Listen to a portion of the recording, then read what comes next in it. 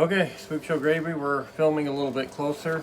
I won't go into that, but we're filming closer. Deza isn't here today. Deza is at work, and we're filming a little earlier in the day because she didn't know if she'd be able to make it in time for tonight's show, doing it tonight, and she is going to be busy tomorrow on our Sunday show that we normally would do. So she's got to go to look at the venue for her wedding. Am I oddly too close or something? Or okay. This week's movie is from 1946, The Flying Serpent. We watched this about a year ago, maybe, give or take. It's only an hour long. The whole movie is only an hour long. It's not that bad. I didn't mind it too bad. Our biggest concern was that when you would see the flying serpent, which was nothing but a giant bird-like type thing, when it would fly, or when it was in the cage, down in the cave, it looked very large, kind of like human size, or even bigger in some cases. But then when it would, you would see it attack a person and knock the person down, it was more like a giant bird would be, you know, like a big eagle or, you know, a real big bird like that. The size is very different. The person getting attacked was never attacked by something as large as a person. They should have been able to fight the stupid thing off. Yeah, so the perspective on the monster or the flying serpent was way off, depending on what part of the movie you were seeing. Yeah, so we watched a little bit of a new version called The Killer with Wings. It was grosser. It was much grosser, but it was along the same lines as the Flying Serpent.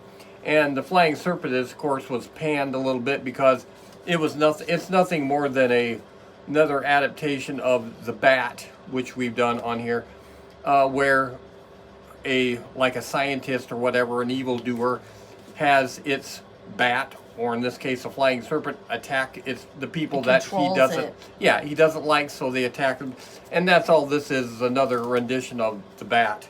So that's why people kind of panned it a little bit. We were talking about the fact that on the newer one from 82, that that was called The Winged Serpent. I was saying it was Killer with Wings, but that was another cut version of this. But no, The Winged Serpent that we watched the other night from 1982, we watched some of it. We didn't watch all of it because we got bored with it. But Candy Clark from Buffy was on there. If you've seen Buffy and you go to the credits, she's like... The movie Buffy, not the TV show. Yeah, not the TV show. That's not Buffy. That's something else altogether. It is Buffy. The movie Buffy the Vampire Slayer, when they roll the credits, Candy Clark comes up right at the beginning, like she did most of the work in the movie, and she barely is on the movie. She's Buffy's mother. Makes a couple of brief appearances, has like a one-liner, and she's out of there. Nobody knows why she was featured on the credits like that. I've looked that up, and nobody seems to know why she was like, yeah, Candy Clark. Was she married to somebody, like the director or something? Nobody was saying that. And she was in a few other movies, but nothing giant where you say, oh, Candy Clark. I think she was more known as a singer. Honestly. I never seen the part of. Yeah, I know she was a singer. But we do have a few things to talk about in this show. Should we? I don't know if we should go ahead and show the first section right off the bat, or no, because we can drag that out. But because usually, no, let's talk a little bit more. We're talking a little bit more. This week, she was notified that, we can say this now, that somebody famous was being buried at her sister's cemetery. An actor, what's his name? I knew you were going to ask me that. Isaiah Whitlock Jr. Yeah. He's been in a few movies. I don't know. I mean, he looked vaguely familiar when I looked him up, and the only recent movie that I know that it said he was in was Cocaine Bear. That was several months ago that Darwin's seen, but I never seen it. But he was born in South Bend. He was 71 years old. He went to Adams High School. And, right, which was Deza's high school, and he was being buried at Patty's sister's cemetery over in South Bend. But we had to keep it quiet. They couldn't tell anybody because they didn't want a bunch of fans strangers showing up and showing up and disrupting. videotaping and trying to put it on social media because that's what everybody does. Nobody cares about anything. They just want content for social media because they don't have any. So that's what that was all about. So that guy died. And the only other, we talked about famous people being buried around here other than Newt Rockney. He's buried in the same cemetery over there. No. They moved him? Last year. They had to move him? He got moved to Notre Dame. The family moved him. They left his monument there, but people kept desecrating it? Yes. Oh. Very much so. I mean, nobody likes Notre Dame for sure. So the family chose to disinter him and move him to Notre Dame. They left the monument, which is only right because Notre him. Dame, him being there, that makes sense and everything. But yeah, he originally was there. But other than him, the only other person that we stumbled upon several months ago, maybe even a year ago, was Dick Durock. He was the Swamp Thing. He was the guy that played the monster Swamp Thing in the movie from 1980 something. It was Return to Swamp Thing with Heather Locklear in it. Now if you were going to do that, Heather Locklear would have to play the Swamp Thing, and she wouldn't even have to put on anything. She would just be the Swamp Thing. She's a little scary now. She was scared of Swamp Thing now. Yeah, so that's how that's worked out. Things work out. People age. He was also the Swamp Thing in the series from 1990 to 1993. But he died, and he's buried in a cemetery, not at her sister cemetery. It's Sacred Heart Cemetery in South Bend, because his family, was over there, and he was buried there. He died at 72 from pancreatic cancer, and I had threatened to go over there and videotape over there, but I changed my mind and was not going to do that. But I just mostly wanted to bring that up because one of the few people that are famous in this giant area with all the cemeteries that I know of, and I wanted to badmouth Heather Locklear. So I worked it all in at the same time. How dare a person age? Ugh. Some people, I don't know.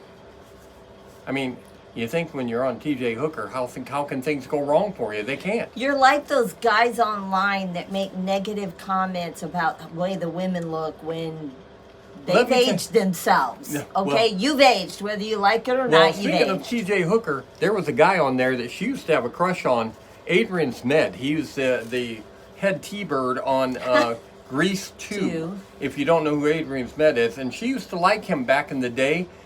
Look him up now.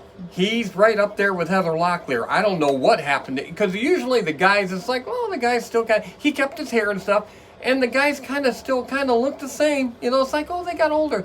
No, he didn't work out as well with Adrian Smith. I don't know what happened. I hate that because a guy that has gray hair, he looks distinguished. Well, I don't know about distinguished. A woman that has gray hair, she looks like a hag.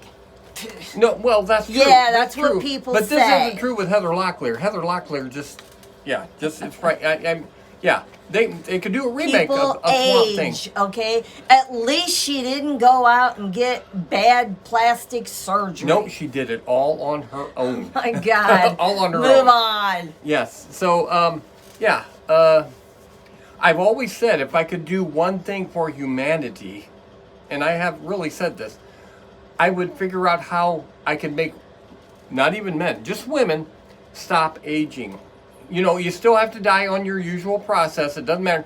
But your looks don't really change after a certain time because it's a terrible thing. I've seen such utterly gorgeous women turn into scary people.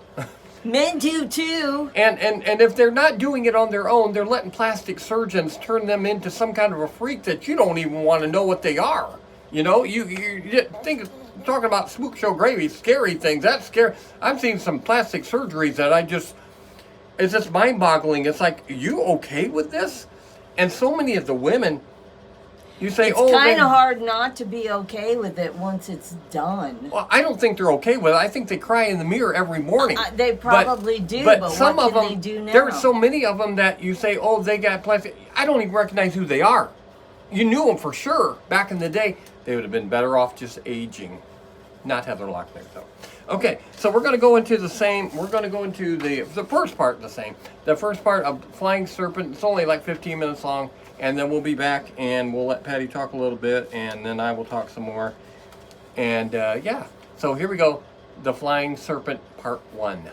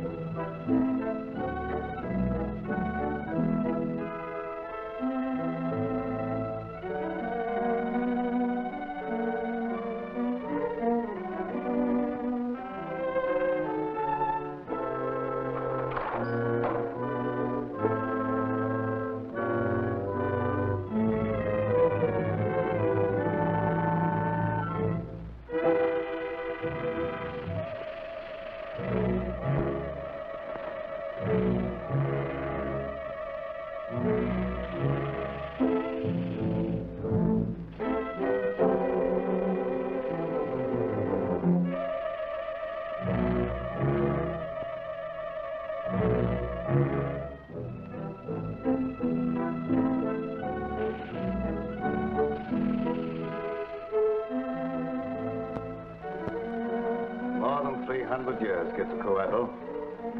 You guarded the trace for Montezuma. Now you protect it for Professor Andrew Forbes. It was I who found it 5 years ago. It's mine by right of discovery. So as the human eye shall see it and live.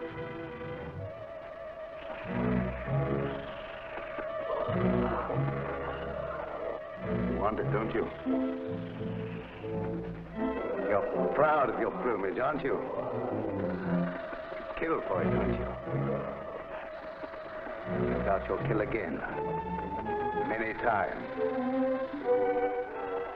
Foolish people send one think I'm only a poor, eccentric archaeologist. They don't know how rich I am, or how smart. If they were to see you now, they would think you were some monstrous leftover from the prehistoric age. They wouldn't believe that you were Quetzalcoatl, the feathered serpent god.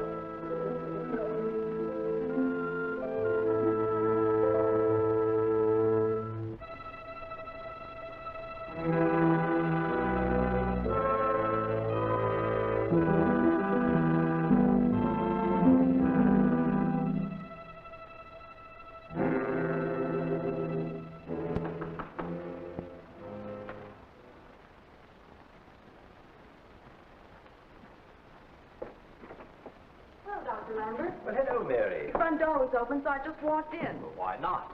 After all, you're Andrew Forbes' daughter. Welcome as my own. You mean if you had one? I've always said that no good ornithologist should ever marry.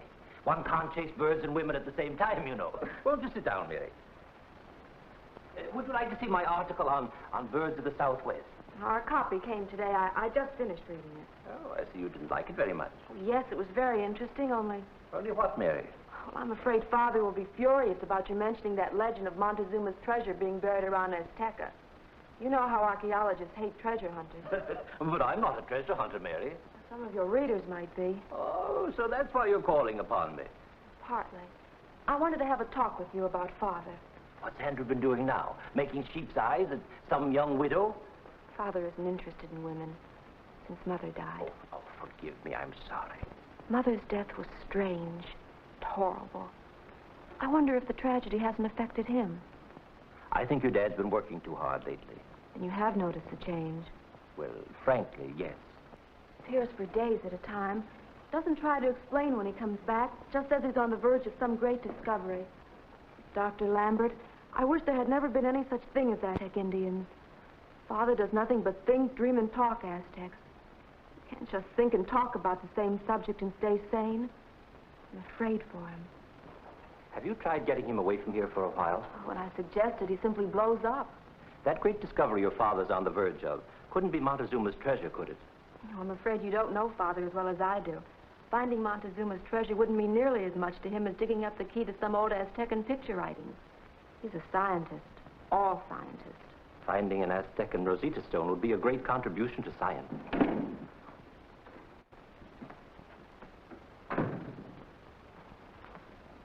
Lambert, I want to talk to you. Hello, Father. When did you get back? What is this foolishness? You mean my article about birds, Andrew? Birds? What do I care about you and your silly birds? Why did you have to write this Tommy rot about Montezuma's treasure? Oh, you're upsetting yourself over nothing, Andrew. I merely mentioned the legend to give my bird story a little color. Color? You know what it'll do? Bring a lot of fool treasure hunters out here. Between their digging and their dynamite, they'll blast Azteca off the map, looking for something which never existed. I'm sorry, Andrew. Sorry, a lot of good that'll do. Father, you talk as though Dr. Lambert committed murder. When I want your advice, I'll ask for it. And in future, you stick to your own trade, chasing feathers. Doctor, I'm ashamed of my father's actions. Please try to overlook them. I understand, Mary. Don't worry. Any apologies from Mary are not from me.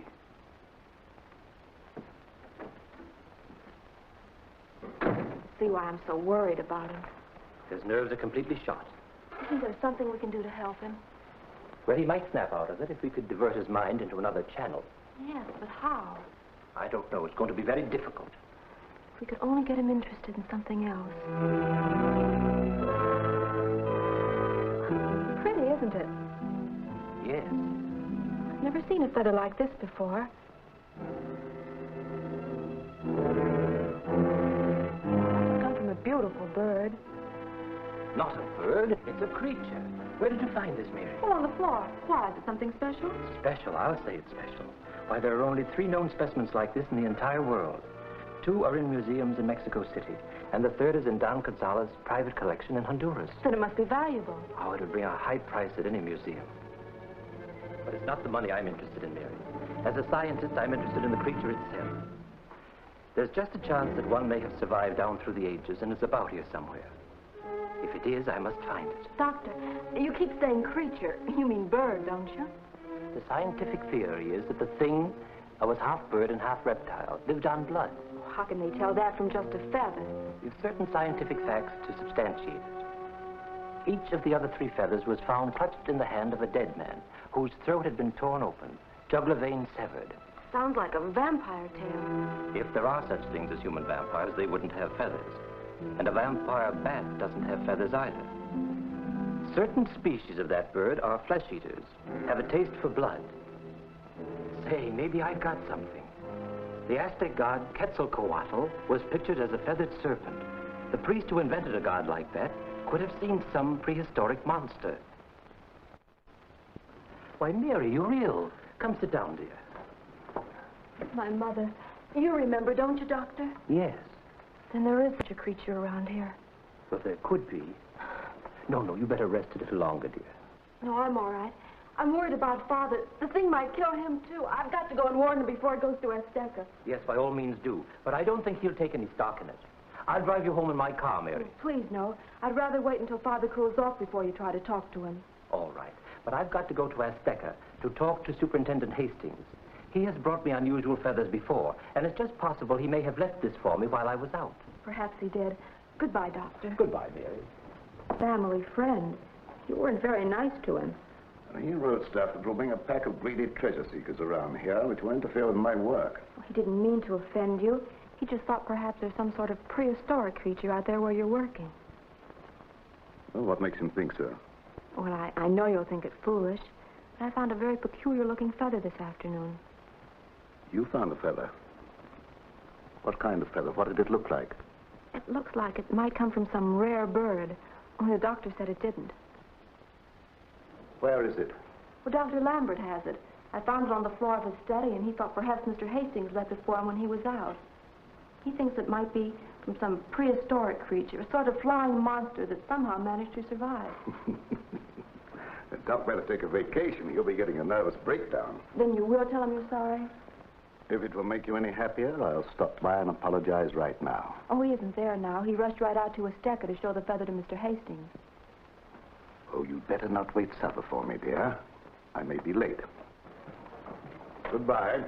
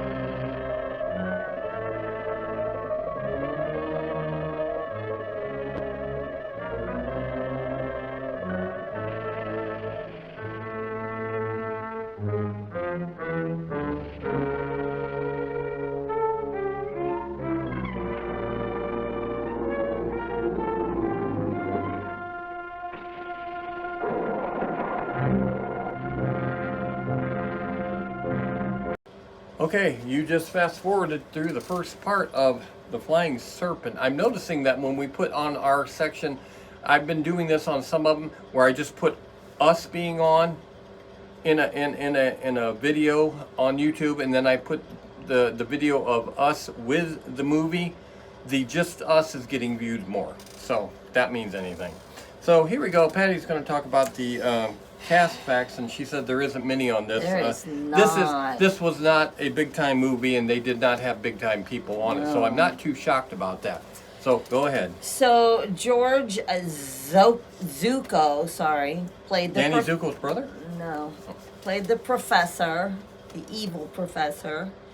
He, all of the roles he was cast in was either a suave villain or a mad doctor somehow. Been down that road. That's just where he got pigeonholed at. Yeah, I know that feeling. When he was in the military, he lost the use of 2 of his fingers because he was shot in the right arm. Which and two?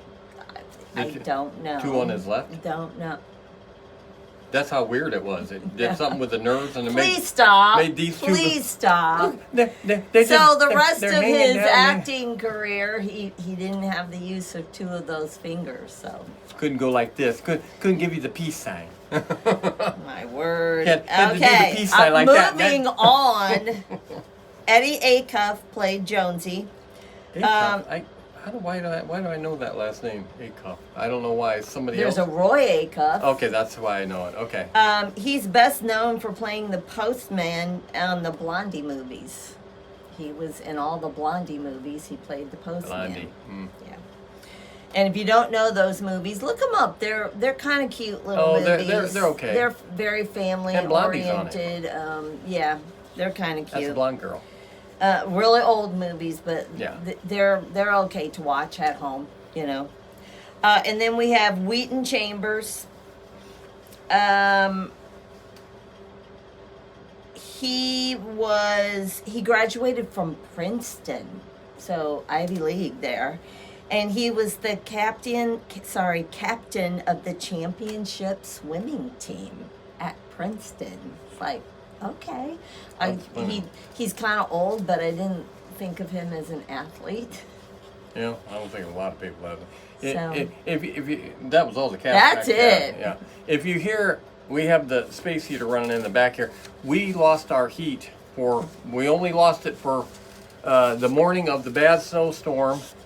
About 5 o'clock in the morning, we lost What was it the all that temperature day. that high that day? It wasn't that bad. like It was 27. Yeah, it wasn't or too bad, something but like that? they come out here. They got out here and they said our furnace is not that old. I say heater, but our furnace isn't that old. These people are big time company in our area, and they put the furnace in, and then they got here and they said it needed 2 parts, and one was in Ohio and one was in Indianapolis. We live in northern Indiana, South Bend, and didn't know if they could get it here any sooner than Monday. This was Thursday, and we had no heat in the middle of winter. So And then he got mean. I did not get mean. He did get mean. I just told the guy that I was very surprised on this wasn't good service for a company this big. This company's big. I mean, this company is a biggie around here, and they have top notch everything, and the prices go with it, and they didn't have the parts, and I was a little flabbergasted about the fact that I wasn't blaming the guy, and I made that very clear to the guy. My finger, see this finger right here? That's cut so I can press the buttons. Freezing cold from here up, cold. Didn't do any good to get our heat fixed, did it? But our heat is fixed. It got fixed the following day. The parts come in. He put a rush on it, and it cost their company $30 extra. He said we didn't have to pay With for what it. I paid, we $30 paid was we paid nothing. almost $1,000 to get the heat fixed. $1,000. The board went out. A pressure thing went out, and it basically was all due to the fact that we had such bad weather around here. And the snow was coming down for hours, and it was coming down at such an angle Sideways. that it actually got some up in underneath the hood of the unit. It's all PVC. It's not the old type, it's the type that doesn't get real hot. And it got underneath, and it got some down all the way down the stack and got into this pressure sensor thing and got moisture in there, and then it wouldn't work. And the guy said he had never seen that happen before, but we had such an odd, real bad wind, and it lasted for hours, and the snow was so heavy that it actually caused a freak thing that ended up costing $1,000. So we weren't too happy about that. But our heat is back. We're not freezing or anything. Actually, right at this moment, I am freezing a little too. bit. But it has nothing to do with the heat out there. The room we're in doesn't have good heat. This is an So- add-on. We added on a big section of our house, and the ducting isn't able to be ducted into this area. So, it doesn't work as well. But this is another big room in the house, and it's just the way it is. And so, that being said, I want to talk about one more other thing. Svengoolie, I know Svengoolie's all over the country. You can watch that anywhere in the country. He announced this week that the House of Svengoolie, the 3 that take his place when Isn't he's it not there. Sven Squad. Finn Squad. Yeah, and they're going to be doing the show period once a month. He's going to do it 3 times a month. They're going to do it once a month. I know they're working him in. You know, the guy's already had a heart attack. He's in his 70s. He's slightly overweight, and he's already had a heart attack. They're just preparing everybody for the day when he has to retire, or heaven forbid he were to die oddly. They have to have something going here, and they know that because they've become such a big thing. The Svengoolie show has. I really like Gwen Gooley. No, the vampire guy, the guy that does the Cartoon Network, I don't know what. The cartoon thing. It's not Nosferatu. It's a play on that. I'm blanking out, but he's funny.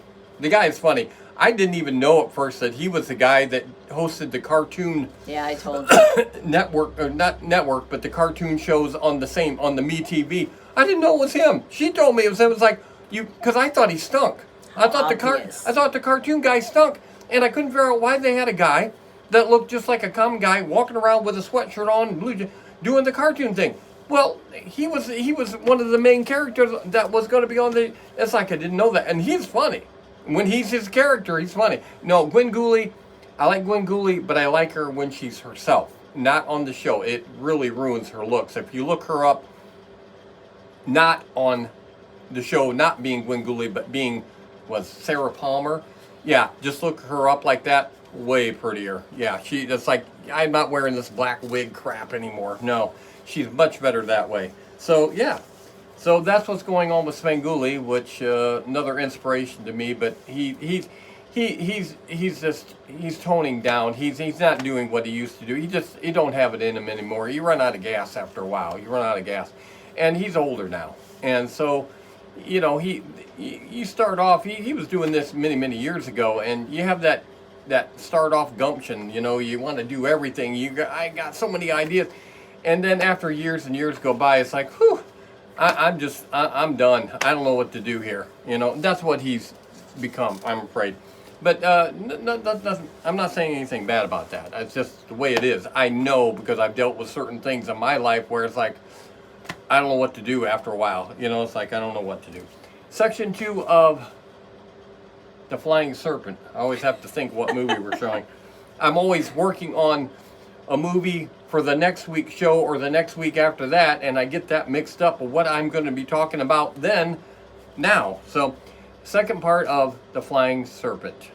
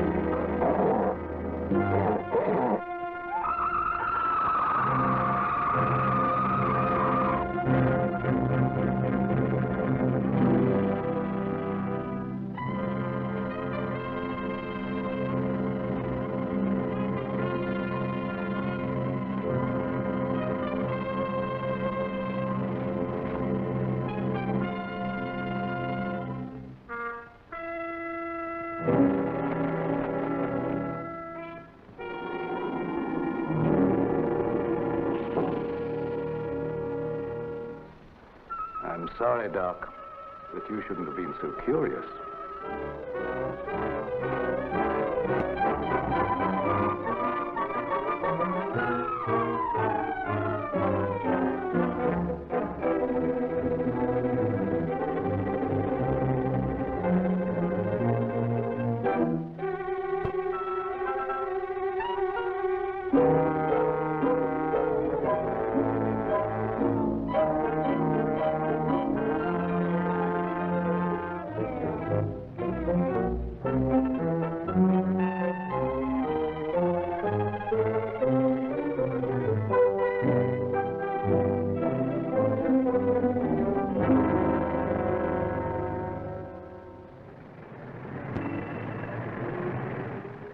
Always a pioneer in radio entertainment, Radio Network XOR is undertaking to bring to its listeners first-hand information of a factual mystery thriller.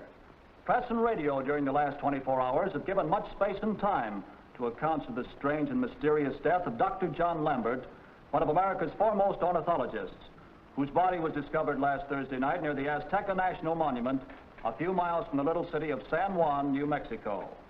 Richard Thorpe, who has written many of the mystery yarns recently broadcast by XOR here in New York, has been engaged by this network to fly out to New Mexico to solve this strangest of crimes. He will broadcast daily as he progresses toward the murder solution. Mr. Thorpe, who is here in the studio, will give you an idea of his plans. I now present Richard Thorpe. Ladies and gentlemen of our listening audience, good evening. Today, when I was talking casually with Mr. Hanson, New York news editor of XOR, our conversation naturally drifted to the subject uppermost in the minds of all mystery fans. Who or what killed Dr. John Lambert and drained the blood from his body? Was this bizarre act done for the purpose of baffling the authorities? Was the crime committed by some mad mortician who was acquainted with the use of embalming instruments? Or was Lambert a victim of some strange prehistoric bird or animal? Stranger still, do vampire monsters exist today?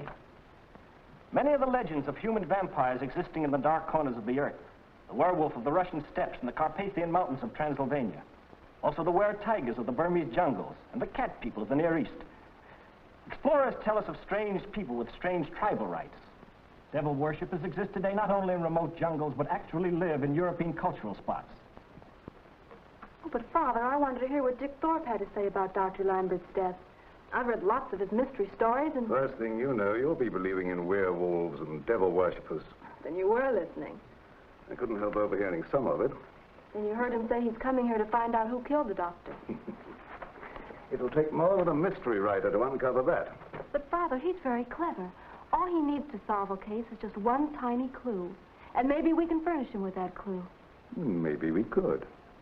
Good night, dear.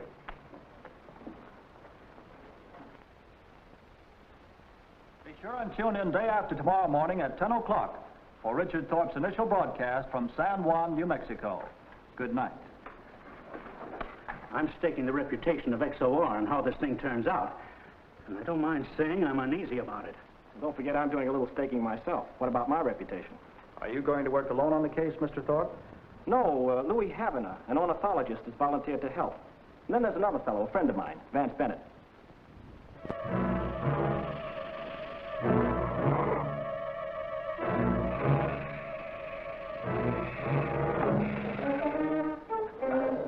Here's your clue, Mr. Thorpe.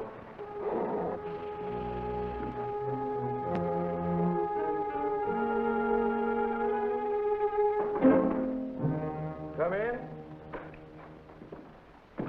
I'm looking for Sheriff Hayes. I'm Bill Hayes. My name is Dick Thorpe. Oh, yes, I heard you yesterday on the radio. And this is Jerry Jones, my radio broadcast technician. Just call me Jonesy, Sheriff. Hey, what is that, a hand or a steel trap? It depends on the occasion. Professor Louis Havana, an ornithologist. Glad to know you, Sheriff. Thanks. We just flew in from New York on the Lambert case. Yes, I heard that, too, on the radio. Are you going to solve the murder today, or are you going to take a couple of days?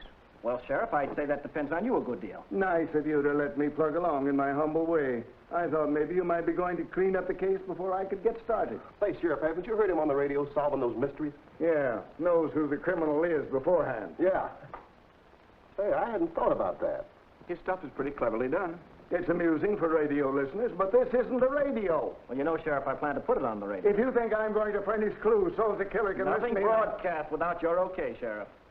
I'll see to that. Well, so long, sir. Hold on.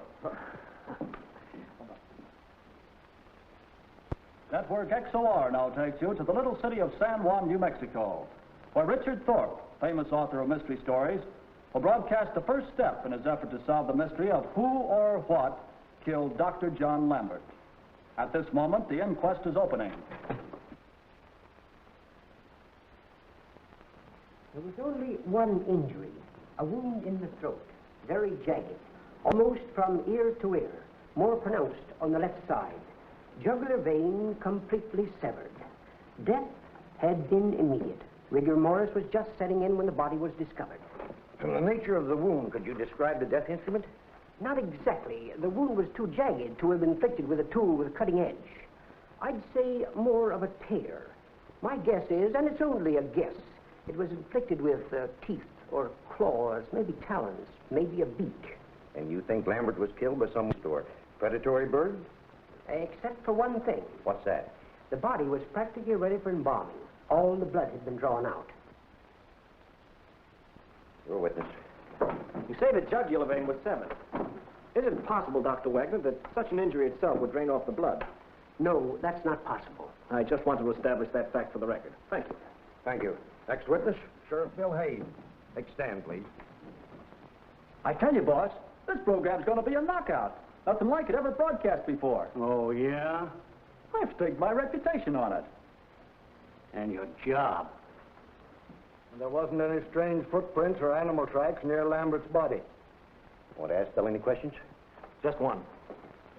And Lambert couldn't have been murdered by a man or an animal. No, I'd say the killer wasn't a man or an animal.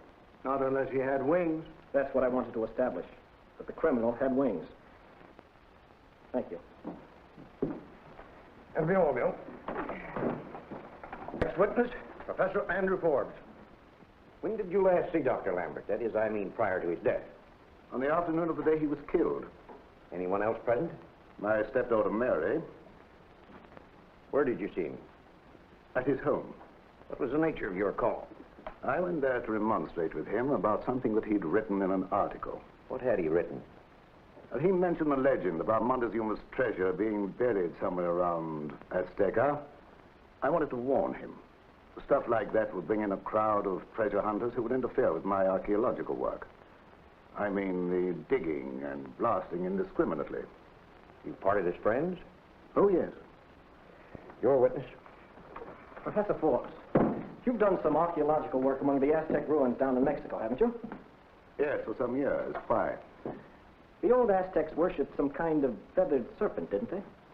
Yes, they had a god which they pictured as being half reptile, half bird. Quetzalcoatl. Purely mythological, of course. Do you think it possible that such a creature might have existed, say, in the age of dinosaurs and like monsters? But I'm an archaeologist, not a zoologist. The two sciences are entirely different. Yes, I understand, but I thought that perhaps in the course of your work you might have come across some trace of such creature. Oh, such things never existed, except in mythology. I believe there's a tradition that the Aztecs once lived around here and then moved south.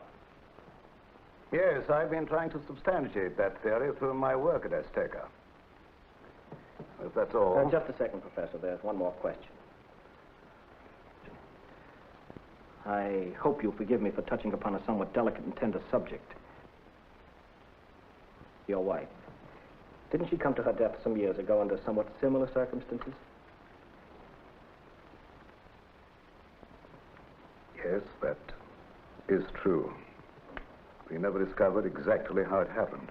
Then it might be possible that this same, let us say, creature could be responsible for both crimes. Well, I think that's stretching the point. That's all, Professor, and please forgive me. Dr. Lambert was very excited about the possibility of such a creature still existing around here. He said if there is one, he must find it. Where is the feather now? Well, I don't know. Only the doctor said he intended taking it with him when he went to see Superintendent Hastings. Can you describe that feather? Well, it was pretty and very odd. Thank you, Miss Forbes. Dr. Lambert showed me the feather and asked me if I'd left it at his home while he was out. And I told him that I hadn't. So when he left, he took it with him.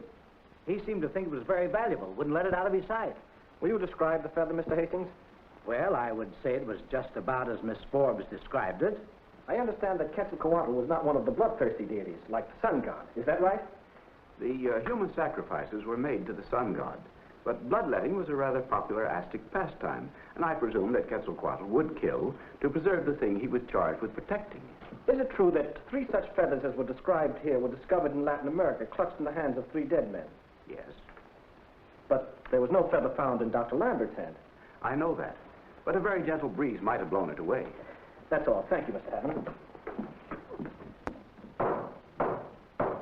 Jury may now retire and consider a verdict. Pretty good, huh? What happens next? How do I know? This thing's on the square. We, the jury, find that Dr. Lambert came to his death through undetermined circumstances, and that his death was a homicide. Can't something be done? I'm sure this is murder. I'm not leaving San Juan until I get to the bottom of these killings. Possibly if we all work together, we might get somewhere. You mean you're willing to work along with me? Young man, you are very necessary to some of my plans. Thank you, sir. I think there was one thing you forgot to ask me when I was on the stand. What's that? Whether you may call it our home. I didn't forget. I just didn't think this was the place. This afternoon for tea?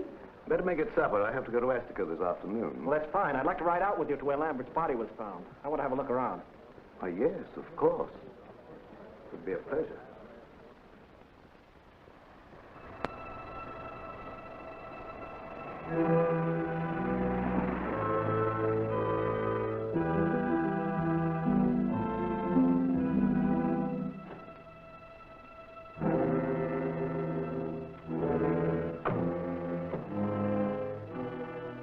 Dr. Lambert was found lying on his back about here. There's no blood. It's impossible the ground could have drained it off. Oh, no. We had a chemical analysis made of the soil. Do you remember the direction of the wind? There wasn't much wind that day. This time of the year, what little wind there is comes from over here.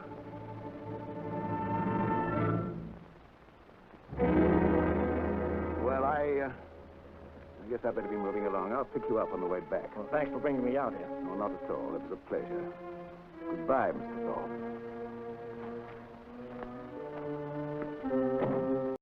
Okay, just section 2 is done. You watch half the movie or fast forward it. Every week I try to bring out packages that I've collected of Halloween related items. And this week I'm doing, I don't know how many of you have heard of it, of the brand True Moo. You want to hold that? That's orange screen. They have different labels, different color caps, because depending on what it is, this is True Moo. This, I was thinking that this was Santa.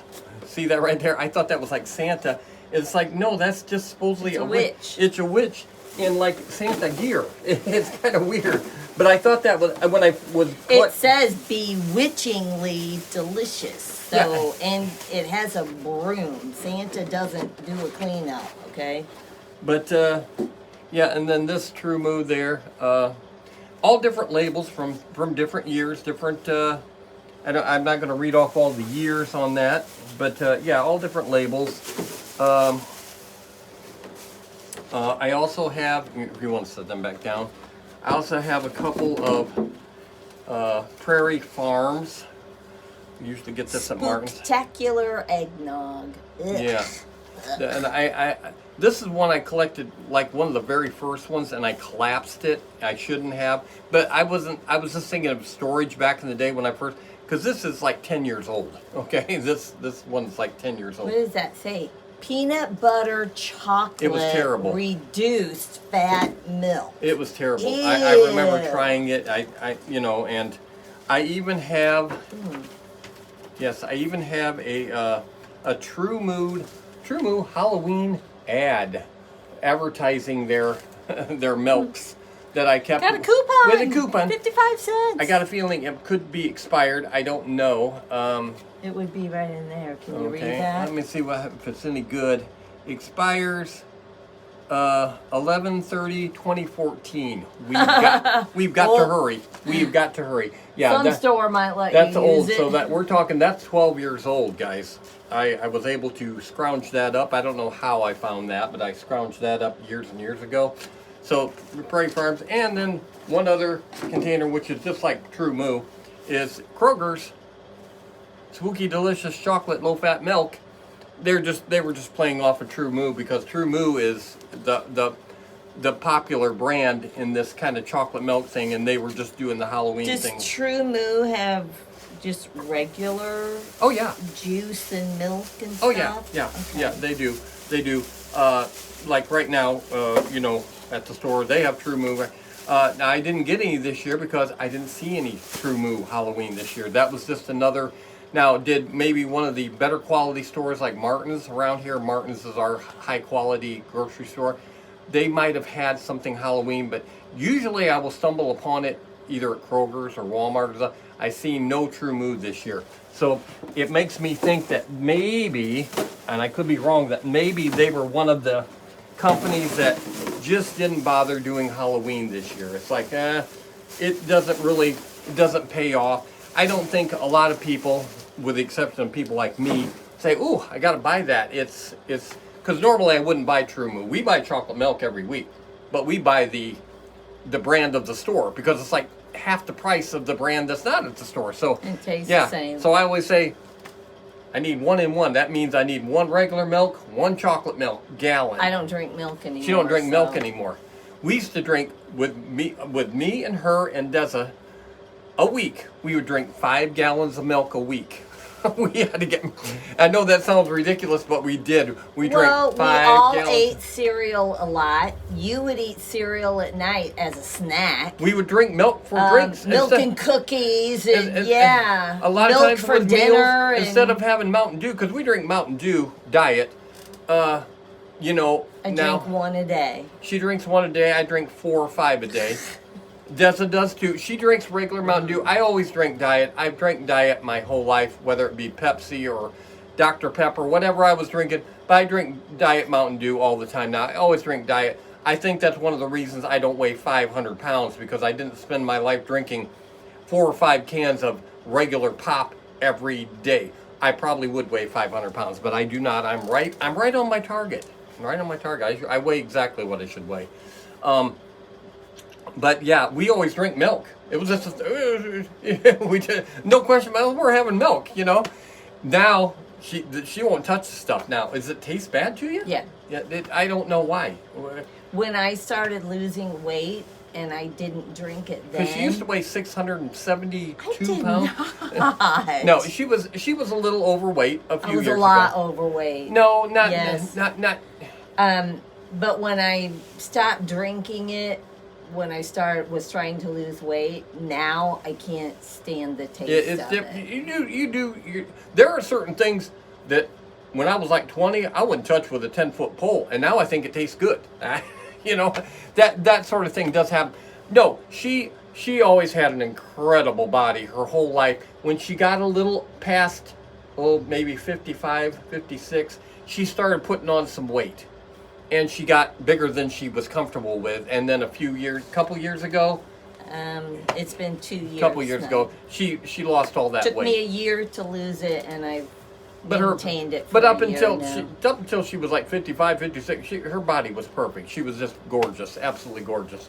And she got heavier at that time. When you get older, a lot of time, I think that was around the time I actually gained. Your metabolism goes to 0. I got up to like 210. I thought I was the biggest guy in the world. I was 210. I always wanted to get 200 pounds when I was younger, and I could never get it. I mean, when I worked out all the time, I was lifting weights and I was working out all the time. I could never get to 200 pounds. And then when I wasn't trying, I got to 200 pounds. Then the doctor said, hey, you need to lose about 20 pounds. It's like, are you kidding me? You never heard that before. No, I never. Yeah, so he wanted me down to like 190. That's exactly what I'm at right now. I'm at 190. I'm not even trying. I do nothing. I eat ice cream. I eat candy. I eat cookies. I eat anything that's crap. I eat it, and it does nothing to me. I don't know why. It's not that I'm that busy anymore. I haven't worked for, 12 years? I've been retired for 12 years, 12, 13 years, yeah. So, yeah, I try to keep busy around here, but yeah, I'm not overweight, but she's a little bit skinnier than I care for her to be. She likes it this way, but I like her with a little bit more pounds. I'm not saying back where she was, but a little more pounds than what she got on her. She's a little skinny, but yeah. So, that being said, we will go to section 3 of The Flying Serpent. And then she's going to eat a whole lot. With a question mark. She's going to eat a lot of stuff while you're gone. And then when you get back, she's going to be real big. No? Okay. No. All right, section 3.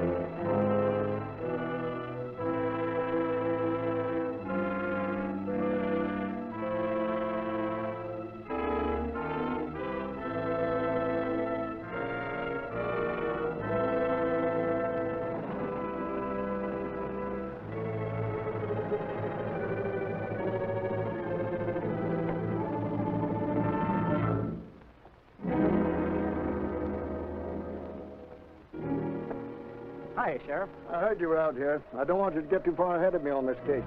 Glad to have you. I can use all the help I can get. It's like looking for a needle in... Just a moment, Thorpe. That's the feather I've been looking for. I want Superintendent Hastings here before we disturb that thing. He should be able to identify it. Can you drive a car? Yes, why? I'm staying right here to watch this feather. You drive my car to Aztec and bring Hastings back. But look, Sheriff, hurry.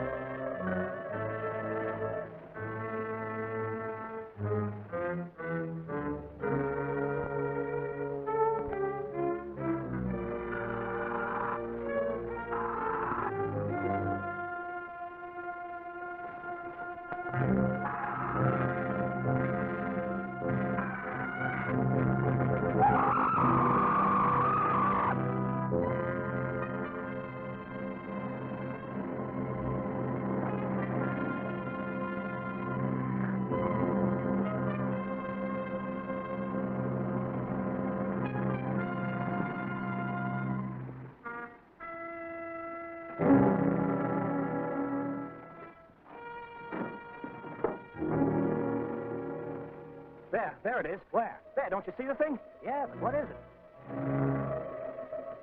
I'm not sure. I never saw anything like that before. I guess nobody else ever did and lived to tell it. Sheriff! Sheriff! Sheriff! Bill! Bill Hayes! Maybe he got tired waiting? No, he wouldn't leave here. Sheriff! Sheriff Hayes! Hey, look!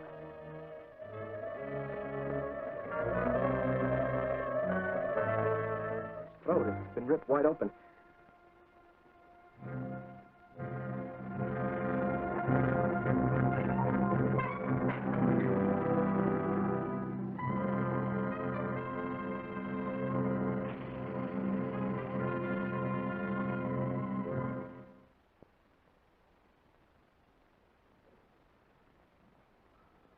Hello. I'd like to speak with Mary, if I may. Who is this? Oh, Thorpe. Oh, hello, Thorpe. Too bad about Sheriff Hayes. Yes, you were very lucky. It might have been you. Yeah, I guess I was pretty lucky at that. Mind if I speak with Mary, Mr. Forbes? I'm sorry, she's in the tub. Any message? Well, please tell her I'm starting for the Pine Mountain Broadcasting Station now. I want to have another look around for that feather before I start the broadcast. I'll send Jonesy along to pick her up. Uh-huh. Well, thanks. Bye-bye. Did someone want me on the phone? Yes, Thorpe. Oh, why didn't you call me? He left a message. He said he was very sorry, but he couldn't come after you. But he invited me to watch him broadcast. You keep away from Pine Mountain, do you hear? Well, I don't see why. You heard what I said.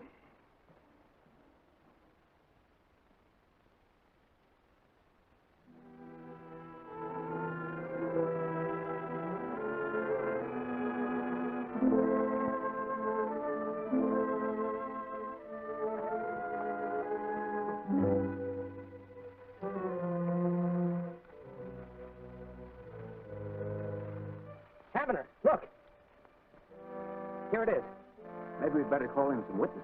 No, I tried that yesterday. This time I'm taking no chances. I wonder if it's the same one Dr. Lambert had. Mary will be at the broadcasting station. She ought to know. I've got a hunch we better be getting out of here and fast. I shouldn't be here, Dick. Father will be very angry. He told me to stay at home today. I don't think your father likes me. Maybe I'd better have a little talk with him. Oh, no, please. There's no telling what he'll do. He might even prevent us seeing each other.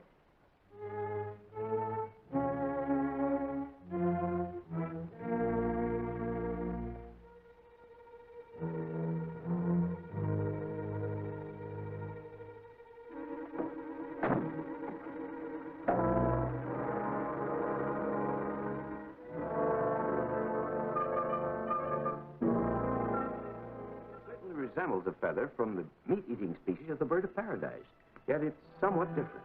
Well, it looks like the one Dr. Lambert had, but at the time I thought the other one was larger. Oh, is it the same kind? Oh, yes.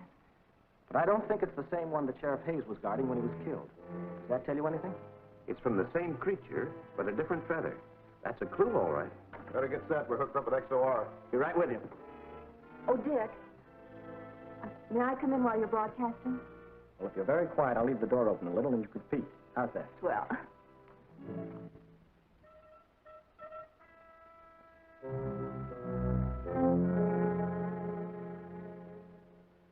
Network XOR now takes you to the little New Mexican city of San Juan, nestling in the foothills of the Rocky Mountains, where Richard Thorpe, noted author of mystery stories, is attempting the solution of a factual crime more fantastic and thrilling than fiction. From Pine Mountain Broadcasting Station, he will tell you of his progress. Come in, San Juan. This is Richard Thorpe, broadcasting from the Pine Mountain Station at San Juan, New Mexico. Yesterday, you heard the coroner's into the death of Dr. John Lambert, internationally known ornithologist. You heard the jury's findings, that Lambert's death was a death of violence, that the killer was some person, bird, or beast as yet unidentified.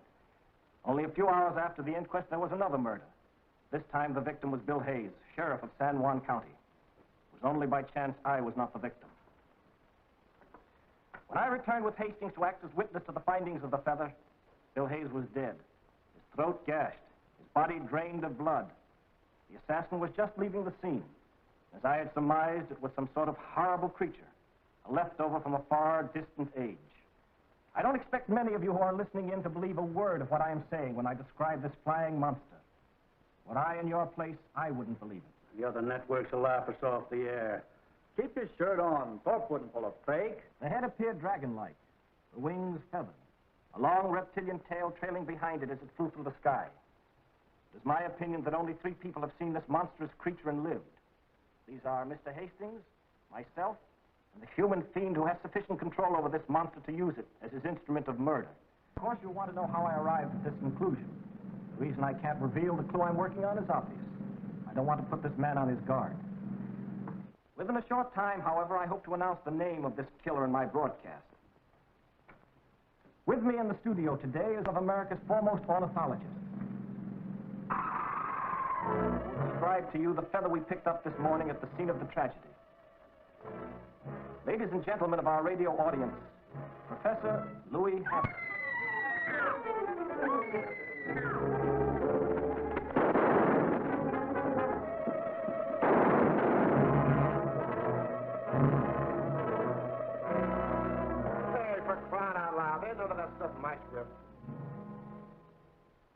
Are we still on the air? Yeah, I forgot to turn it off. Well, call the police. We've had another murder. Sure.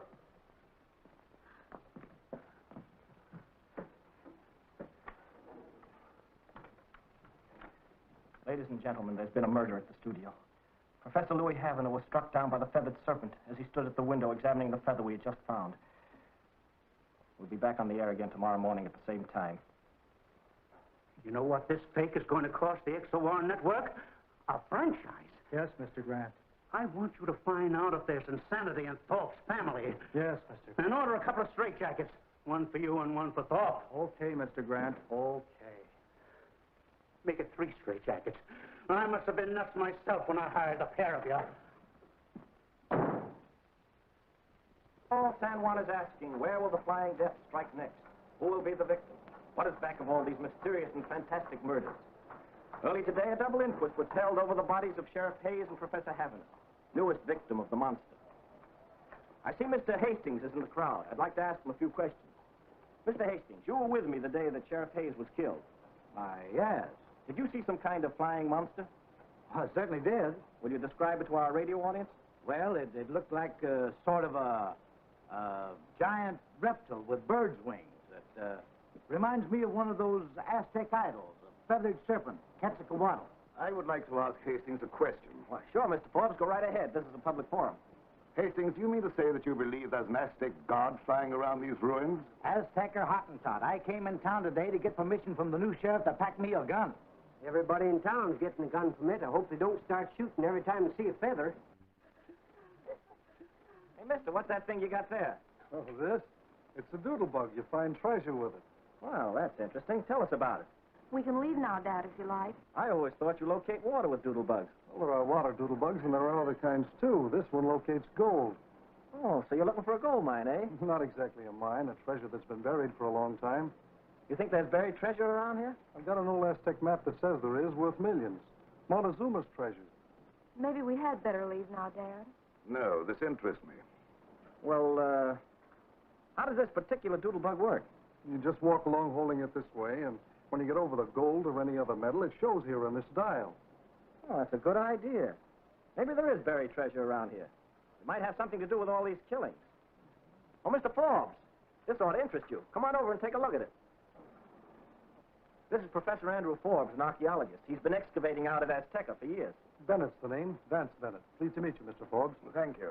If this treasure hunt of yours isn't too private, I might be able to help you along. Well, that's mighty nice of you. If I find what I'm looking for, there'll be plenty for you, too. Well, I'm not interested in treasure from the standpoint of personal gain. I'm only interested in the scientific angle. Well, thank you, gentlemen. Well, folks, looks like this manhunt is going to include a treasure hunt, too. Tune in tomorrow morning, same time, same station. This is Richard Thorpe, returning you to your New York station. Treasure hunt, huh? Well, you wouldn't believe yesterday there was a murder in the Pine Mountain studio. Maybe this treasure stuff isn't a hoax either. If they find any treasure, I want to be cut in on it. Get hold of Thorpe long distance and tell him.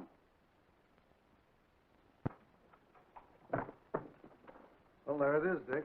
Fine. How'd you find things in Honduras? Meaning the senoritas? Meaning old Don Gonzalez. I had a heck of a time keeping the old boy from flying up here with me. I was afraid he wouldn't want to let this precious feather out of his sight. That was less trouble than having it vacuum sealed in that package. What's the idea? Well, the way I've got it figured, Quetzalcoatl is guided to his feathers by their scent. I didn't want him at our throat before we were ready for him. Then you really believe there is a feathered serpent? Vance, I'm sure of it. I've seen him twice.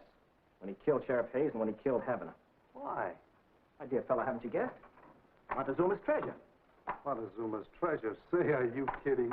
No, Vance, I'm confident the killer somehow stumbled on it and is using Quetzalcoatl to keep others from finding out about it. Sounds fantastic. Any definite suspect? We shook hands with him this morning. Professor Andrew Forbes. Forbes? But he offered to help me look for the Say, wait a minute. You think that guy's got me all set as his next victim? Right. Well, in that case, I think he should furnish the feather. It would have saved me flying down to Honduras and back. Sure it would. Only that way it would have been his trap. This way it's my trap, and I have to furnish the bait. Now, when Forbes sees you with this feather... Okay, 3/4 of the movie, only 45 minutes, see? It gets a little more interesting towards the end. You get to see the serpent a little bit more. You get to see him in the cave. I think that's probably in the very last section if you haven't seen him already in the cave. I moved some things around in the room. I put the coffin. The coffin was over there. I've got things stored in here that I want to put on the show that hasn't made it on the show yet. I store things in there for that. But I thought I'd put the coffin behind us because that's kind of the thing for me. I've always, I did not build this coffin though. I was given this coffin by a person I used to work with.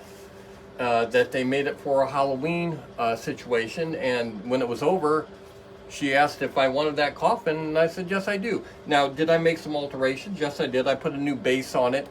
I cut off the coffin was a little bit taller. It was more of a toe pincher, and it wasn't comfortable to stand in, so I cut the bottom off, put a new base on it so it wouldn't tip and stuff. It has removable shelves in it that I put things into and stuff, and I of course repainted it, put more things on it and stuff like that, but I didn't make that. I had made a coffin years ago that deteriorated, that was outside, that ended up getting thrown away. We did also have a steel coffin that came with the hearse, but we ended up giving that to the next door neighbors. Speaking of hearse, our hearse got taken away. Got taken away? From the cemetery. Oh. Yeah, they had a hearse down cemetery that was in really good condition. Not as old as the hearse that we He had. drove it out. What? Well, he didn't drive it out. He got it started. It started up? Yes, That but thing's been because sitting there the for- tires were just Yeah, like dry flat rotted. tires, yeah. He did drive it though up onto the flatbed. Wow, that's incredible. That just shows how good of a shape that was. And she was told that they're going to scrap it. I'm not sure they're going to scrap it. Yeah, it's... I think this guy paid for it. Yeah. I'm guessing, I don't know the year of the hearse. We had a white hearse. A 96. Okay, we had like a 90, I think, here, a white one, for years. This was newer. Was it a Lincoln? I think it was a Lincoln. Yes. And it was in excellent shape. Just needed to be cleaned up and new tires and stuff. And we put in dibs. I told her, I said, I did ask about it, but said, I was told there were 3 other people ahead of me that wanted it. It was in great shape, and she told me they were going to scrap it. It's like, just as is, sitting there with bad tires and everything, the fact that it started, it was worth $5,000. If I had to guess, the guy paid for it. Yeah, it was worth at least $5,000. It was an auction house that picked it up. Yeah. So I bet they're going to work on it and fix it up and then try to sell it at Hearses auction. have become much more valuable to people than they used to be. It was more of a, oh, you have a hearse, you're a weirdo. Not anymore. Hearses are something that people want. So, yeah. So, anyway. Sorry, just thought No, that's true. I want, because not that I needed another hearse here, but see, back when I had a hearse, we had other vehicles here, and it was getting to be not good, okay? And then there was a time where, Deza was here with her husband for a while, and then the vehicle, and then Dar was driving, and it's like, yeah, I couldn't have a hearse sitting around. We don't have a long driveway. We live on a very busy road. It's a wide driveway, but it's not long, and we just couldn't. And a hearse is like 2 vehicles. It was longer, and it's like we can't have a hearse sitting here. Now nobody lives here but us. It's just me and her and the bulldog. Bulldog don't drive. I've always wanted him to drive, and I'm not kidding. I want him to sit in my lap and put his hands up on the steering wheel. I think he can drive. I'm pretty sure he can drive. No, he can't reach the pedals. He can't reach the pedals. I'll work the pedals. I already told him I'd work the pedals. But I wanted him to drive the Hummer. I think he can do it. So I'm not saying what. He's so big and awkward to put back, setting up position on my lap. I think he would have an issue. Topple over? Yeah, he would just have an issue because he's so big and Weebles wide. wobble. And yes, like that, and he would feel uncomfortable driving, and I think it would distract his driving skills because I think he could drive pretty well. He's that type of, he's a good level thinking guy. So I think it would kind of bother him a little bit. But I'll talk about what's on this card, and then we'll go back to this after the movie's over. But we just found out that the big Comic-Con that we were at last year and paid all that money to be at last year, they announced that they're going to have a couple guests there. I think I mentioned before, Eric Estrada is going to come this year, and that's pretty exciting in itself, But, I need him.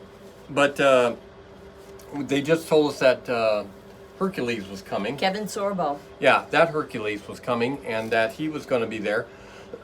They all want to go. You want to? Oh, yeah. Nah, I don't really care. Now that I'm not one of the main attractions, I don't really care if I'm there or not, because we had the coolest booth there last time. I don't care what the other weenies say. We did. We really did. We did. I think we had the most people. We had the most at people our at our booth. We sold thousands of dollars worth of stuff. We really did.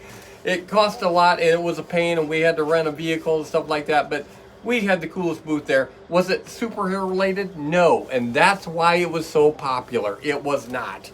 But they sell whiskey there at a booth, so, I mean, they were doing tattoos at a booth, so, yeah, we fit in just superhero-wise. Not everything is superhero. It's hard to do, and that's why another reason we did so well. We weren't selling what everybody else in the place was selling. Everyone's Funkos. not selling the same thing.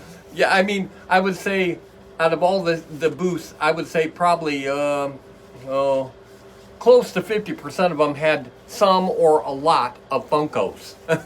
You know, there's Funkos everywhere. Nobody wants them. Nobody wants them.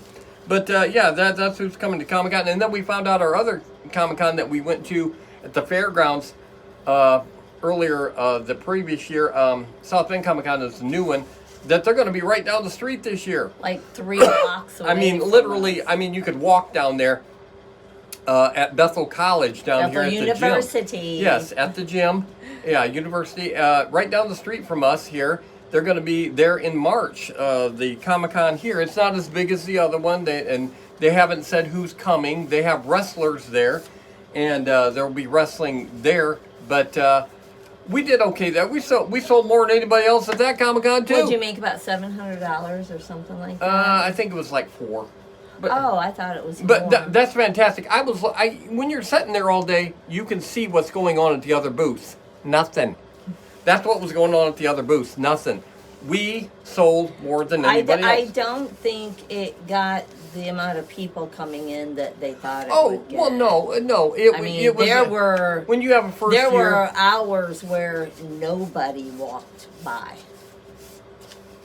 You weren't there the whole time, were you? When I was there. Well, there I mean, were not and it was a people 1 day. walking It was a by. 1 day thing, and it was the very first time South Bend Comic Con ever went on. So it wasn't advertised like the Biggie is in Elkhart.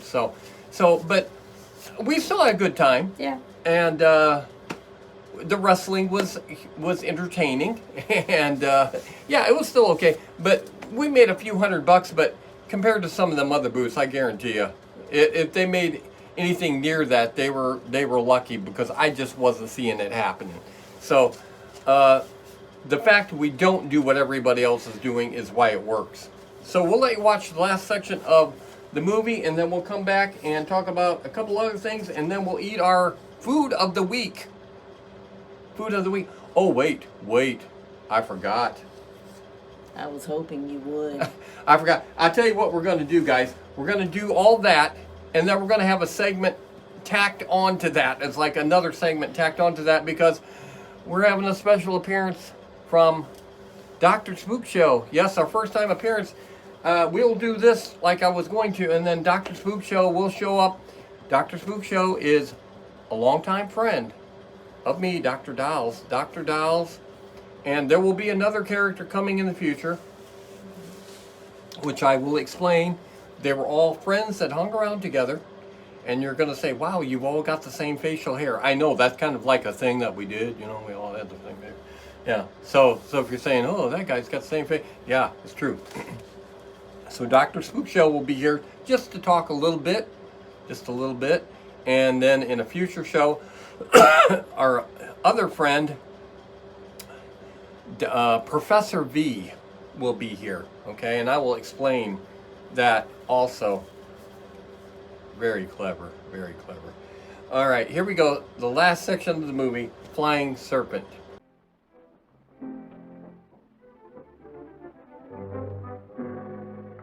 This is a spot according to the map, but I don't get any reaction.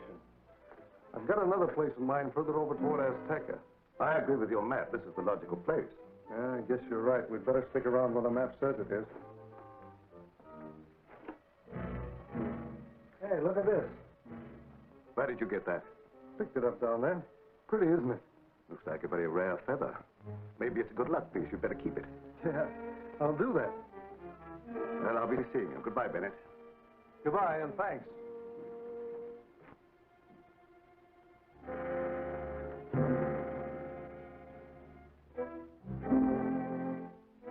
All right, come on out, Dick.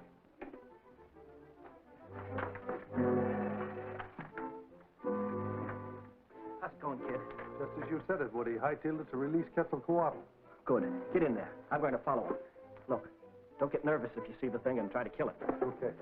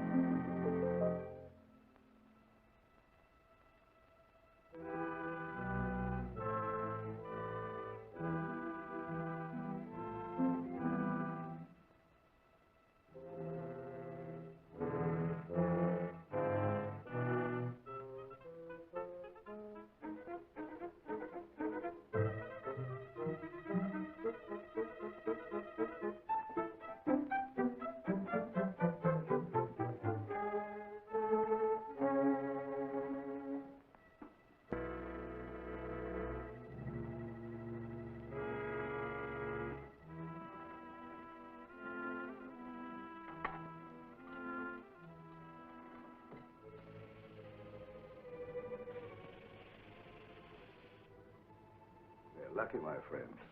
The treasure hunter found the feather you lost.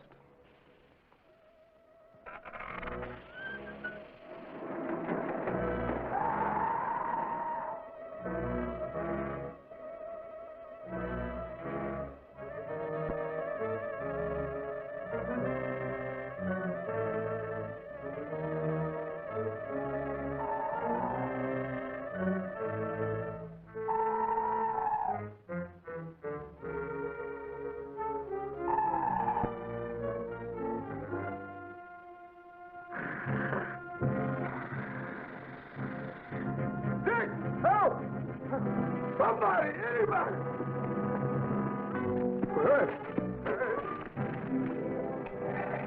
Hey, Jonesy, what are you doing here? That oversized cadaver. Let's get out of here. We're in the cave.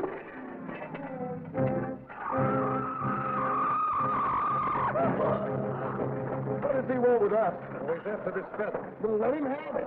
Yeah, I guess we'd better.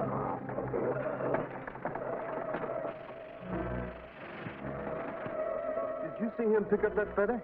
Yeah. Boy, that was a narrow escape. Yeah, let's get out of here.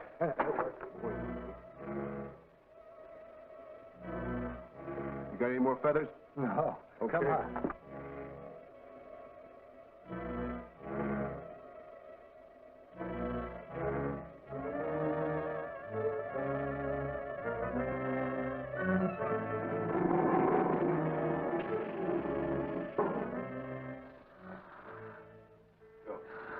That's the last of you and your fool doodlebug, Mr. Bennett. Now we want just one more of your beautiful feathers, Quetzalcoatl. Just one more. Only one inquest that you won't broadcast, Mr. Thorpe. Your own.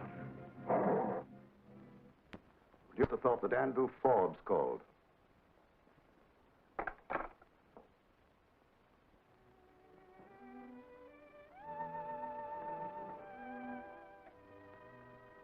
Where did you get that? The floor in your bedroom. You must have dropped it there. Yes, I found it yesterday out at the ruins. I was just phoning Thorpe to tell him about it. I thought you didn't believe in any feathered serpent. I don't, but if it will help that young fellow's broadcast any, I'll give it to him. Father, with you working out there at Azteca and staying away for days at a time, well, I'm afraid people are beginning to connect you in some way with these murders. Who gave you those ideas, Thorpe? No, I've been doing a lot of thinking lately. I know other people can think, too. And what have you been thinking? Whatever that creature is, it killed my mother. But Mary, how could I have anything to do with that? You know I loved your mother. Why, you don't think... Then it killed Dr. Lambert and Sheriff Hayes and Mr. Havener. And always, in some way, there's been one of these feathers connected with the killings. But Mary, how could I have anything to do with the killings over the feathers? I know you've never liked to talk about Mother's death, so I've tried not to mention it. I remember she had one of those feathers, and she told me you'd given it to her. She thought it was pretty. She asked me for it. In a mysterious way, one of these feathers showed up in Dr. Lambert's study, after you insulted him for mentioning Montezuma's treasure. That's right, my dear. Get everything off your mind. Well, that's all. Oh, with you staying away for days at a time and no explanations, well, I'm sorry, but you act as though you're hiding something. Well, I may as well tell you. I am hiding something, but I don't want anyone to know about it until I'm sure I've discovered the key to the Aztec written language. Oh, so that's what it is. If you want me to prove it, I'll take you out there and show you. But you must promise me not to mention it yet. I'm so glad I was mistaken. You know, I've never thought of you as a stepfather. And I've always loved you as my own daughter. Now, get ready, dear. I'm taking you out to see my discovery. Well, that isn't necessary. I believe you. I think you should know all about it in case anything happens to me. Well, all right. If it'll please you. I'll be ready in a minute.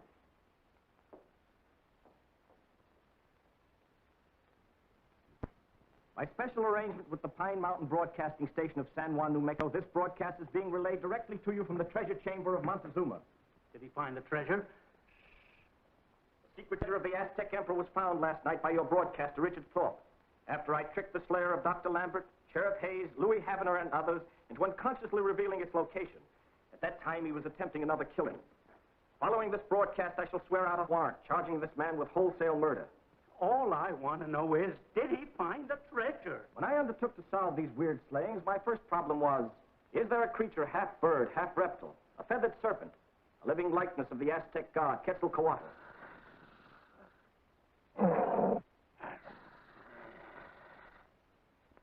This very moment, the feathered serpent crouches before me on an ancient Aztec altar, behind a protective cage of steel. The man who directed this bloodthirsty serpent against the throats of others took no chance with his own jugular vein. You heard its cry then. Possibly it wants to be off in search of another victim. Perhaps you'd like to know how the human murderer inspired his instrument of murder to seek out his victim and destroy him.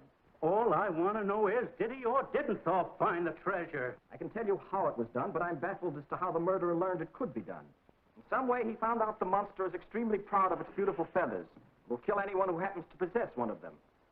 The man's distorted mind was quick to seize upon the simple process of planting one of Quetzalcoatl's feathers on the intended victim. Boy, oh boy, what a broadcast this is. It'll knock 'em dead. Hey, something's gone wrong. This isn't coming through the way it ought to. You better go down and tell the boss he's talking into a dead mic.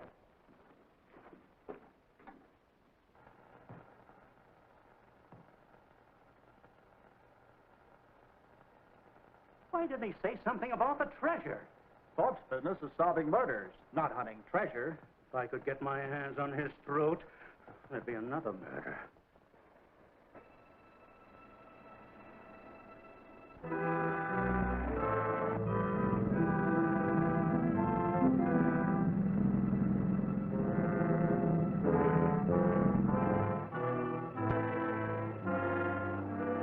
I wasn't half through. How long is it going to take to fix that thing? About 5 minutes if I'm lucky. Well, hurry, will you? Doing the best I can.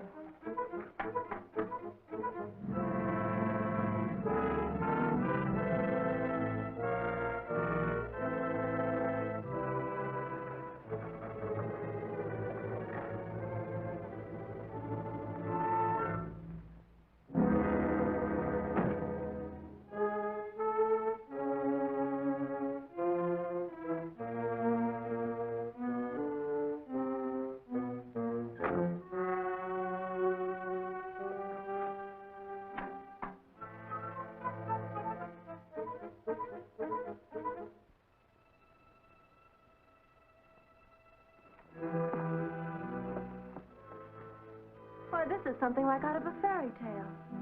You must be careful, dear. It's dark in here.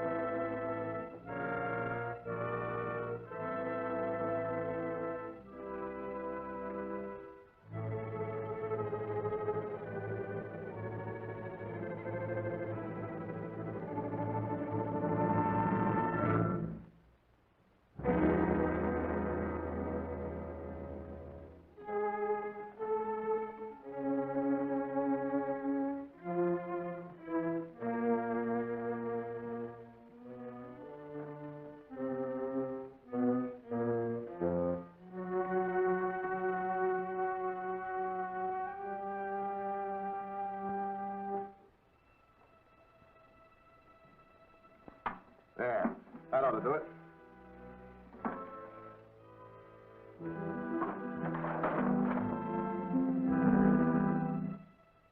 Montezuma's treasure. Montezuma's treasure. Beautiful. Hey, somebody in there. In where? In the treasure chamber. Listen. And what are all those chests? Gold, diamonds, emeralds. The richest treasure in the world. Why do you keep it hidden? Because it's mine. Mine, you hear? All mine. I'm the richest man in the world. The richest treasure in the world. It's mine. Forbes, he's got Mary in there with him. Showing off his treasure, huh? He's mad. He'll kill her. Keep that thing going. Yeah.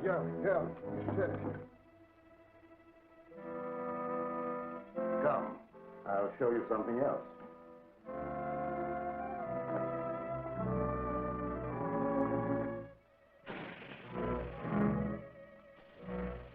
Then you did killed Dr. Lambert and all the others. Quetzalcoatl guards the treasure. He's an Aztec god. You mean a monster. And you're a murderer. He sent that thing to kill my mother. No, but that's how I learned he would kill to get his feathers back. You see, my dear, when one stumbles too close to my secret, it's dangerous to let him live. I'm sorry it has to be this way.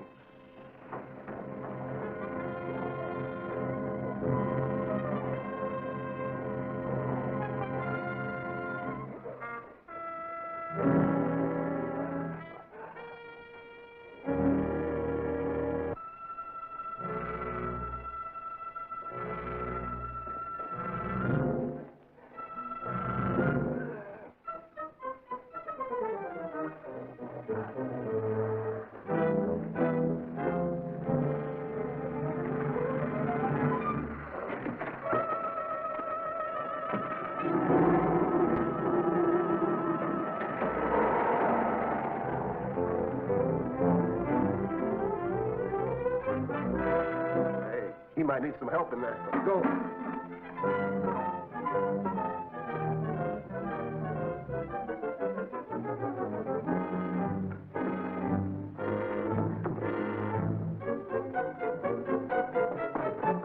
Which way Forbes go? I don't know. There he goes. Stay here.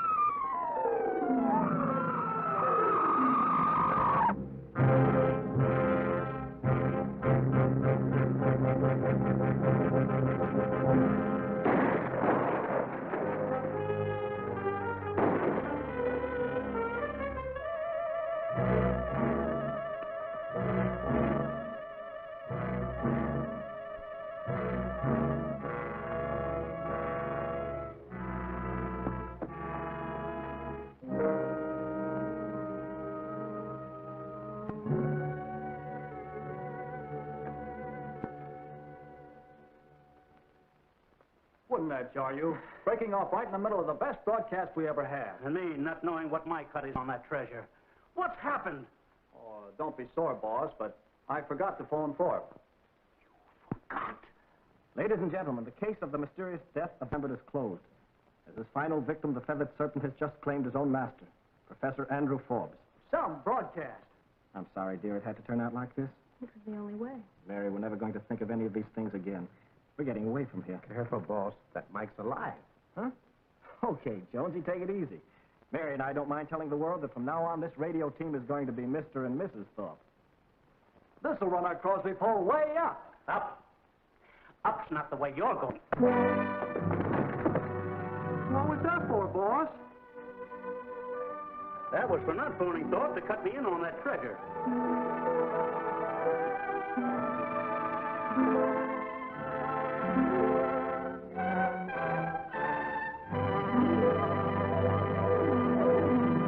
Patty knows the secrets now. She knows the secrets of the And characters. she wishes she didn't. Okay, we're just going to do a couple things before Dr. SpookShow shows up, just for a brief appearance. Trick or Treat Studios just come out with their catalog of the year. Trick or Treat is my favorite studio as far as Halloween masks. It's mostly masks. They have other things too, yes. And they're adding to their things that they do have, but masks are their main thing, and they have the best masks. And the prices are very, very comparable to other, but their masks are good. They do have one downfall though, and you will see if you go on their website and you look at their catalog. I can't tell you the amount of times that, well, it just happened this year as a matter of fact, because I was going to have her order me a mask that I wanted from there for Christmas, and I couldn't because what they tend to do with a lot of things, they're sold out, okay? They make them, they're their stuff, but they're sold out. So they just don't make very many? I don't make enough, evidently. They're popular and they don't make enough, and they get sold out a lot of times. And a lot of times, and it seems like everything that I like and want, and it's sold out. It happens too many times. So they need to get a little more quantities of their. It'll sell. It'll sell eventually. People like Trick or Treat Studios, and these masks that they make are very good and really realistic to the movies and stuff. So they need to, they got to increase their inventory. I don't know how much it hurts them to do so, but you can't sell what you don't have, okay? Too many of things in the catalog year round. There are just too many items that you see that are sold out, and it shouldn't be that way. That's their biggest downfall. I'm mentioning them too because right now we're in the midst of watching the new season of Fallout, which we like, even though it's a little gross at times. They have all the Fallout masks. The new ones with the ghoul, with the no nose. If you ever want to walk around without having a nose, this is I your saw chance. him on something, and he said it takes 2.5 hours to do his makeup every day. That's not that bad compared to some of the others I've heard back in the past. Because that's not they that bad. keep the singular latex and reuse that. I'm surprised. And then just do stuff on top of it. Yeah, I'm not sure exactly how they do the no nose caved in effect. I'm sure it's a little bit of a pain. But yeah, so they have that mask. They have a couple other masks, and then they have a whole bunch of the blonde boy. We always say the blonde boy, the Volt boy, the blonde. What we always called Dar. He was always Volt boy. That blonde look, that great blonde hair, and the good-looking smile, and the blue outfit. They have those costumes. They have the masks, various masks of that. And they have Vault Girl too. They have a girl with the blonde hair because you got to be a blonde. If you're not a blonde, you know, I've never been a blonde. She's been a blonde her whole life, but I've never been a blonde. And Dar's been a blonde, and my daughter's been a blonde, but I've not been a blonde. So I don't know what that's like. I have to wear a mask to be a blonde. But yeah, so yeah, they have all the Vault people. Not to mention so many of the other movies. Some that you wouldn't even think they would have. They did come out with a new mask of Ash from Army of Darkness, and it's really good. It's just him being Ash. It's not him being freaked out in a certain way. And it looks just like it. They did a real good job. And that was one of the things I liked last year, and they didn't have it. But yeah, they have that. And they have a Mortal Kombat mask, too, which I know it's from the new movie that's coming up in, now it's going to be what, May? Something, it was supposed to come out Halloween time, and they're pushing it back to Mortal Kombat. The new mask, I know it's how they're dressing these people on the, but it's not good. It's not good. Very lackluster, to put it lightly. They also, at Trick or Treat Studios, have what they call them micromaniacs, okay? Picture a pumpkin that you can open up, okay?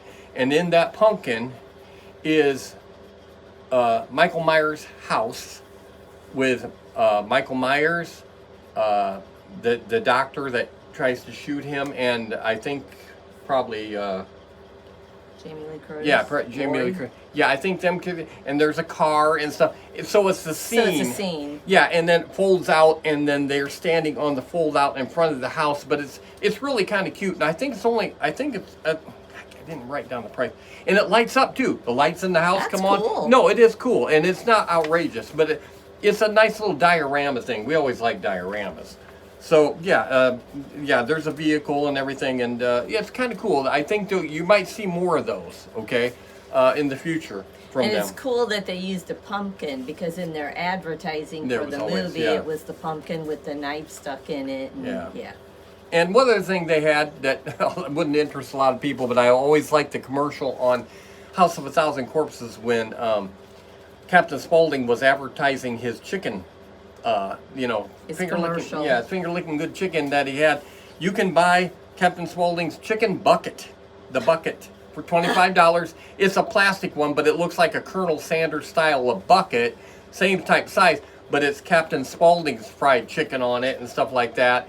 And it's plastic, it's not cardboard. That's cool. Yeah, I thought that was cool too. That's just one of the other things that they have in their catalog. Their catalog's pretty vast, and so Trick or Treat, if you're interested in seeing cool things, they have some of the cooler stuff. They just need to have a bigger inventory. Okay, this week's food before Dr. SpookShow shows up, and I'm a little afraid because I've never never had Spook Show on the show before, so I don't know how well that's going to go. Des is not here. It's just her. She's going to have to deal with him. So we got Mike and Ike. Does anybody on Earth like Mike and Ike, the pink and white, nasty, They don't black taste licorice? good. No, nobody likes that. No humans. My sister Lou would probably eat them because she likes black licorice, but people don't eat black licorice in general, okay? Here's handy.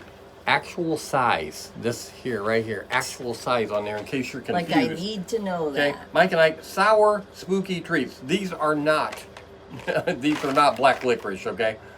It says they have grape, orange, and watermelon. I like watermelon. Don't you?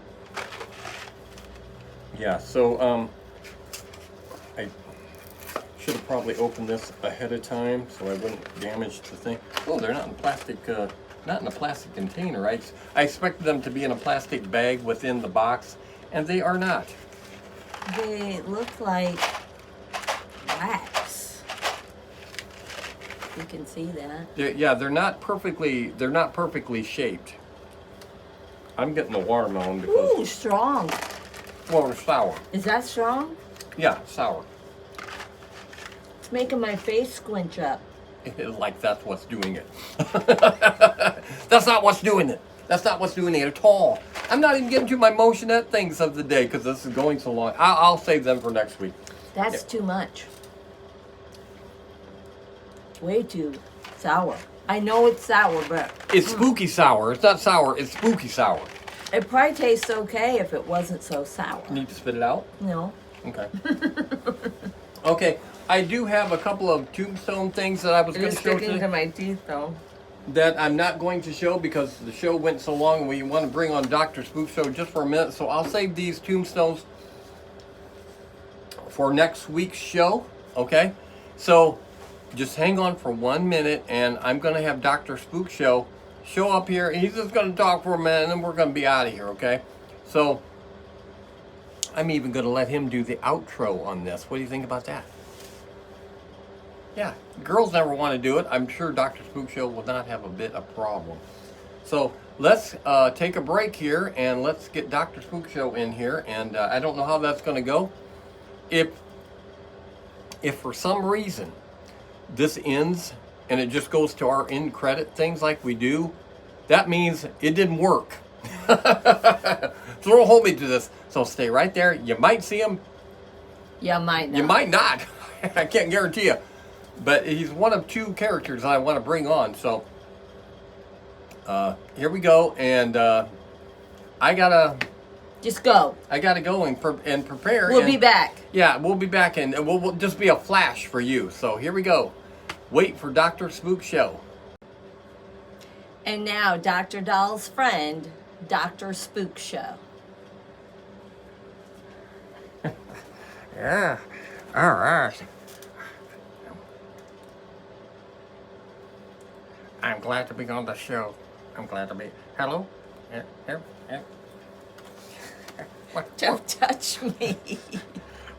I gotta check her out. No. No. So many of the girls say that, you know. But I have to see why. I'm a doctor, you know. It's just totally okay. I'm a doctor. I can do this. And I can, you know. I don't know. I get hit a lot of times for this. But I'm glad to be on the show. I'm Dr.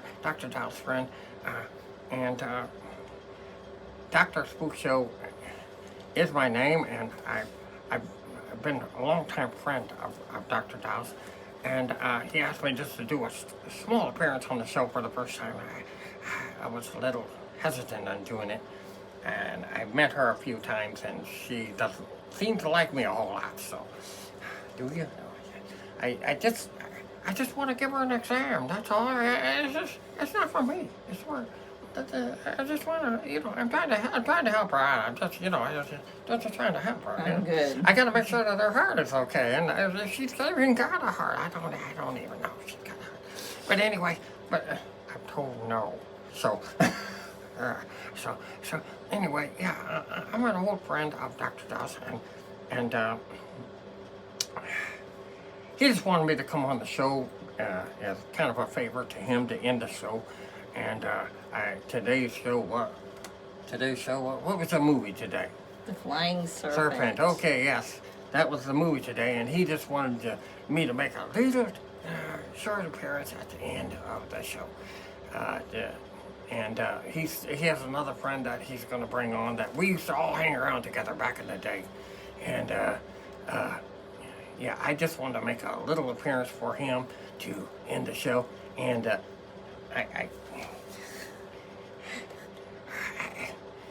okay, if she was to die, you think I was trying to help her, right? I was trying to help her, I was. I just doing the heart thing. I don't know why people take that the wrong way all the time. They tend to take it No! I can do your pulse if you want down here. I don't want you to touch me. Believe me, that's nothing new. I'm telling you, that's nothing. All the girls say that. All the girls say that. So I'm glad that you came and watched this show. And he didn't tell me what was on next week. I don't even know because he doesn't. He doesn't know. Okay, well I can't tell you what's on next week, but I'm glad you got to watch the show. And he said that I could do the outro because the girls, Des is not here. The girls never want to do the outro, so I'll do it. So. See you next time on SpookShow Gravy Creature Features.